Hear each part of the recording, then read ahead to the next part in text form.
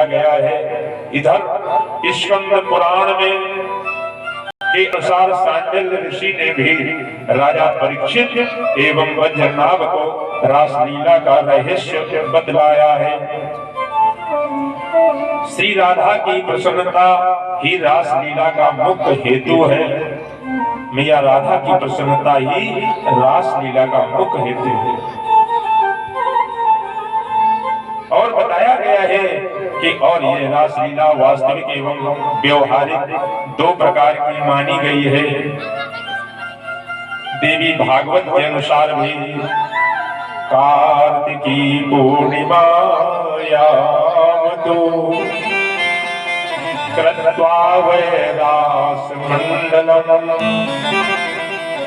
गोपीनाम शतकम कृत्वा गोपानाम शतकम तथा। यहाँ 8 प्रकार के प्रेम पाश कहे गए हैं। 8 प्रकार का। इनमें माता यशोदा जी का पुत्र स्नेह प्रधान है। जो मैया यशोदा का लाल है वो स्नेह का प्रधान है। ग्वाल बालों का मैत्री प्रधान है। मैया का जो पुत्र से प्रेम होता है वो स्नेह का प्रतीक होता है। और ग्वाल बालों से जो मित्रगण होते हैं वो मैत्री का प्रधान होता है। गोपियों का प्रेम समर्पण प्रधान है। गोपियों ने अपने आप को कृष्ण को समर्पित कर दिया और वह अटूट है। पाश वर्णन लज्जा शंका भय ग्लानि जुगुप्सा कुल का मान शील स्वभाव का मान तथा जाति का अभिमान, ये 8 पास है। ये नहीं करना चाहिए। भगवान प्रेम के बाधक बने रहते हैं। भगवान तो केवल प्रेम से, केवल प्रेम और केवल प्रेम, प्रेम के अलावा कुछ नहीं। भगवान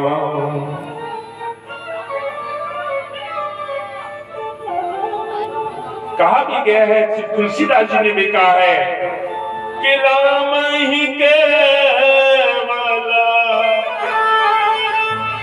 प्रेम प्यारा और जानी ले जो जाननी हारा। क्या बताया भगवान को केवल किससे प्रेम है? प्रेम से। जो प्रेम है भाव है कि राम ही केवल राम ही केवल प्रेम की हारा।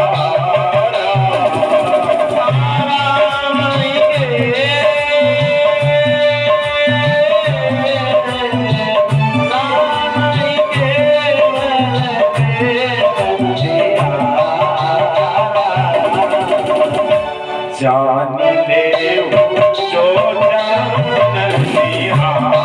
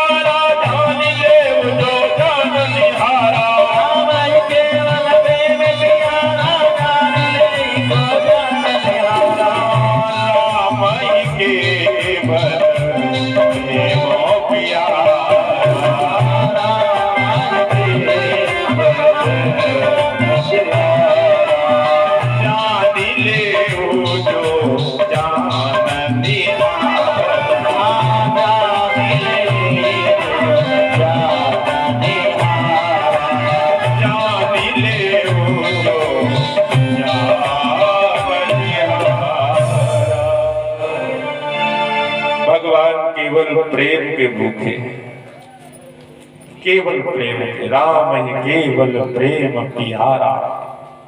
और किसी के वो भूखे नहीं है। न रीझूं तान तब्बों से, मैं किसी से नहीं रिझता हूं, मैं केवल प्रेम का भूखा हूं, भाव का भूखा हूं मैं, और भाव ही एक सार है, भाव से मुझको भजे तो भव से बेड़ा पार है।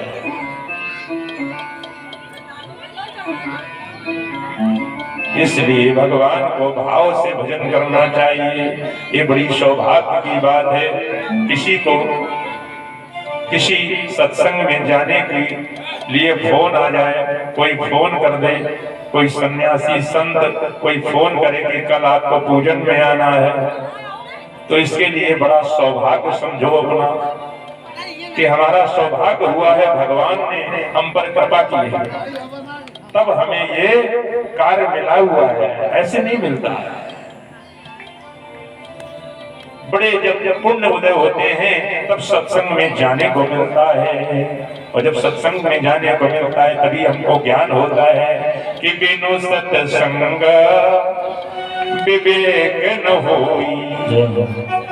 और सत्संग तो मिलता है कि राम कृपा बिनु सुलभ न सोई। जब राम की कृपा होती है तब मुझे सत्संग में जाने को मिलता है। श्रीमद् भागवत में 10वें स्कंद के 33वें अध्याय तक 5 अध्याय में रसों में भगवान श्री रास बिहारी रासेश्वर की रास पंचाध्यायी का वर्णन है। रास पंचाध्यायी का वर्णन है। काव्यकारों ने अष्टछंद में सूरदास और नंददास रसगान आदि कवियों ने बड़ा ही सुंदर वर्णन प्रस्तुत किया है।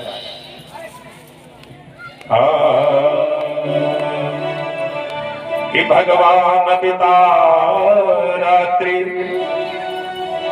सरदो फुल्ल मल्लिका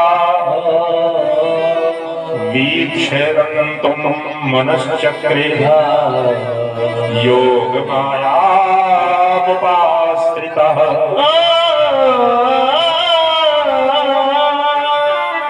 श्री सुखदेव जी ने वर्णन करते हुए कहते हैं कि हे परीक्षित जी, वह रात्रि शरद ऋतु की थी। वर्षा आदि प्राकृतिक प्रभाव से वृंदावन के उस उपवन में फूल मल्लिका, बोल चमेली, जूही, चंपा, केतकी आदि सुगंधित पुष्पों की वायु को लेकर उस उपवन को सुगंधित कर रहे थे। अरे जहाँ मेरा कन्हैया हो वहाँ कौन ऐसा पुष्प अभागा होगा जो खिलेगा नहीं, जो अपनी सुगंध नहीं देगा।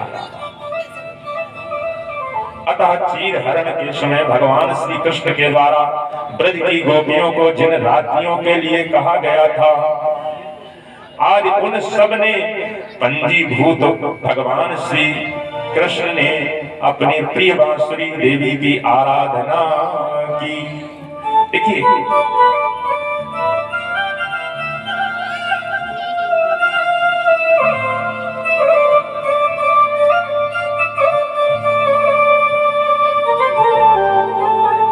यहाँ बांसुरी देवी की भी आराधना की गई है कि संसेविता कर सरोज और सुकल्प तलपई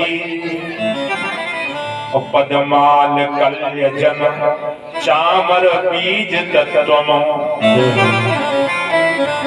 कि सम्मानिता धुर सुधाभिर हनिसम सेवानुरूप फलम भक्ष्य विदेहि साथी। भगवान कन्हैया कहते हैं कि हे बंसी देवी, मैंने तुमको अपने कर सरोज की सैया पर सदैव संभाला और सुलाया है। कर माने हाथ और सरोज होठों की सैया भी प्रदान की है, सुलाया है। अलकन में बार की में और पलकन में चमर की अधरामृत का पान भी कराया है, अपने अधरों का भी पान कराया है। तो हे साध्वी, मैंने तेरी सभी प्रकार से सेवा की है। भगवान कह रहे हैं उस बांसुरी से मैंने तुम्हारी सभी प्रकार से सेवा की है। आज तुम मुझे उस सेवा का फल दे दो, उस सेवा का फल दे दो। बस कैसे कि कल कंज की सेज पे सैन दई, अवधरा धर के तकिया सरसई, लोचन के पटक पंखा किए, और अलकावली झूला मुकुंद झुलाई, और श्वासन में मनोहार करी, और अंगुरी पग चापत लाड़ लड़ाई। तो स्वामिनी तय बड़े सेवा लई, अरे स्वामिनी तय बड़ी सेवा लई, अब लो तो कछु यह काम नाई,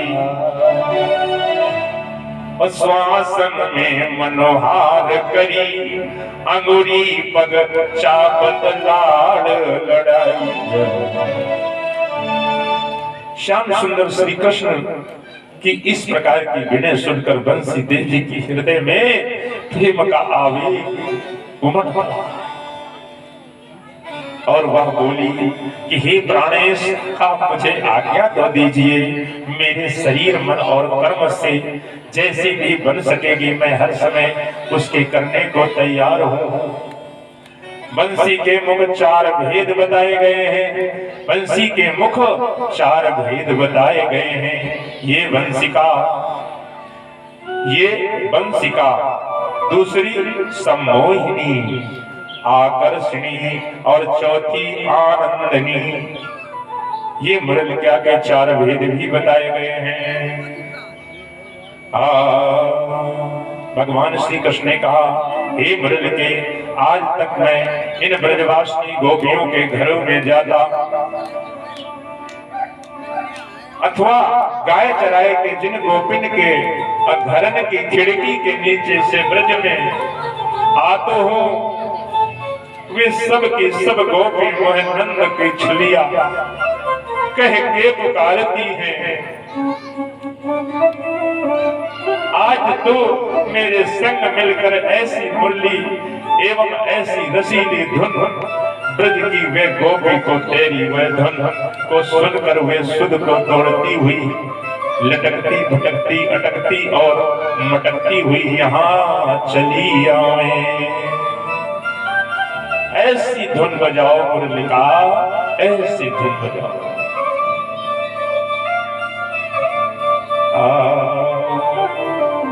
अपने स्वामी श्याम सुंदर श्री कृष्ण की यह बात सुनकर बंसी देवी ने कहा, प्राणेश, आप जैसी जैसी मुझे आज्ञा देवोगे मैं वैसी वैसी करूंगी।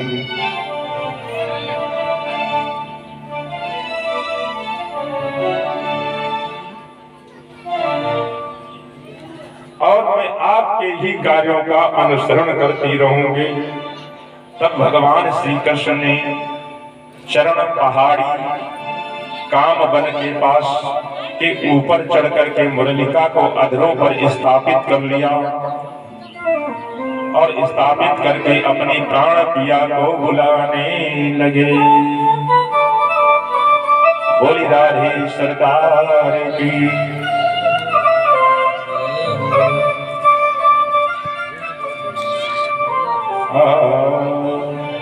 हे राधे प्रभान भूपुत नहीं, हे पूर्ण चंद्राननी, हे कांते कमनीय कोकिल रवे, वृंदावनाधीश्वरी। अनेकों अनेकों नामों से दुनिया आज मैया राधा को बुलाती है। हे मतो प्राण परायणे चा सुभगे हे सर्व यूथेश्वरी, आगत्स त्वरितम तुमत्र विपिने मादिनी मानंदे। इस प्रकार से भगवान मुरली को बजा रहे हैं। तब गोपियां सब कहने लगे, श्याम लागे ना, हाय राम लागे लागे ना चरणों में ध्यान, मुरली की धुनी सुनी के श्याम लागे ना चरणों में ध्यान, मुरली की धुनी सुनी के श्याम लागे ना, आए राम लागे ना चरणों में ध्यान, मुरली की धुनी सुनी के श्याम लागे ना, राम लागे ना चरणों में ध्यान, मुरली की धुनी सुनी के श्याम लागे ना, ला ला लागे ना, ओए ओए लागे ना चरणों में ध्यान, मुरली की धुनी सुनी के श्याम लागे ना चरणों में ध्यान, मुरली की धुनी सुनी के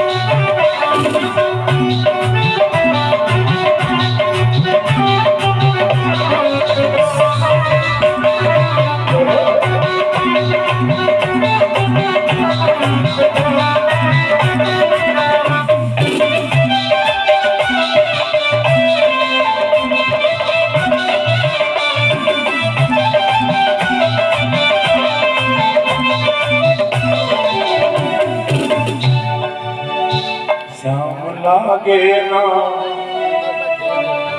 आए श्याम लागे ना चरणों में ध्यान, मुरली की धुन सुन के